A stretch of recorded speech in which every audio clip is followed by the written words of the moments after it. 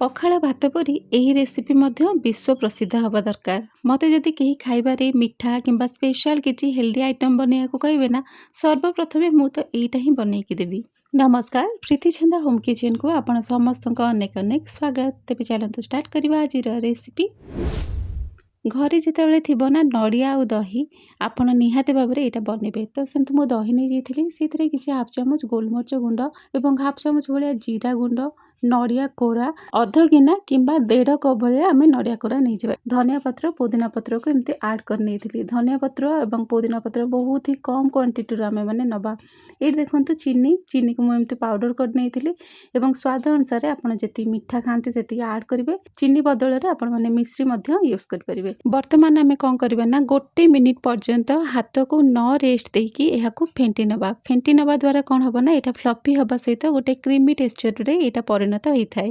ଯଦି ଆପଣଙ୍କୁ ଝଟାପଟ କିଛି ସ୍ପେଶାଲ ବନେଇବାର ଅଛି, ବିନା ଗ୍ୟାସ୍, ବିନା ତେଲ, ବିନା ମସଲାରେ ଏଇଟା ପ୍ରସ୍ତୁତ କରନ୍ତୁ। ଏବେ ଏଥିରେ ଆମେ କିଛି ଲୁଣ ଆଡ଼୍ କରିବା। ଲୁଣ ବହୁତ କମ୍ କ୍ୱାଣ୍ଟିଟିରୁ ଆମେ ମାନେ ଆଡ଼୍ କରିବା। ଦେଖୁଥିବେ ମୁଁ 2-3 ପିଞ୍ଚ ଭଳିଆ ଲୁଣ ନେଇଥିଲି ଏବଂ ତାହାକୁ ପୁଣି ଏଗେନ୍ ମୁଁ ଏମିତି ଫେଣ୍ଟି ନେଇଥିଲି। ଦେଖନ୍ତୁ ପୁରା କ୍ରିମି ଟେକ୍ସଚର ପଳେଇ ଆସିଲାଣି। ଏବେ ଚାଲନ୍ତୁ ଏଥିରେ କିଛି ଫ୍ରୁଟ୍ସ ଆଡ଼୍ କରିବା। ଯେମିତି ମୁଁ ନେଇଯାଇଥିଲି ହାଫ୍ ଗିନା ଭଳିଆ ନେଇଯାଇଥିଲି ମୁଁ ସେଉ।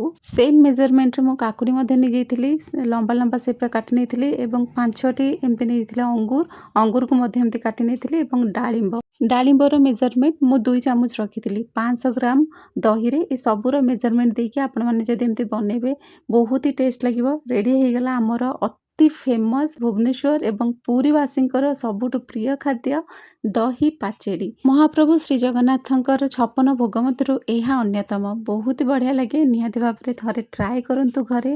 ଆମର ଯେବେ ସଂକ୍ରାନ୍ତି ଆସେ, କିଛି ଓଷାବାର ବ୍ରତ ପଡ଼େ ନା, ଆମେ ଏଇଟା ନିହାତି ଭାବରେ ଘରେ ଘରେ ବନେଇଥାଉ। ବହୁତ ବଢ଼ିଆ ଲାଗେ। ଆଶା କରୁଛି ଆଜିର ରେସିପି ଆପଣଙ୍କୁ ପସନ୍ଦ ଆସିଥିବ ଏବଂ ଗୋଟେ ରିକ୍ୱେଷ୍ଟ, ଆପଣ କେଉଁଠୁ ଦେଖୁଛନ୍ତି ନିହାତି କମେଣ୍ଟରେ କହିବେ। ରହିଲି, ନମସ୍କାର, ଜୟ ଜଗନ୍ନାଥ।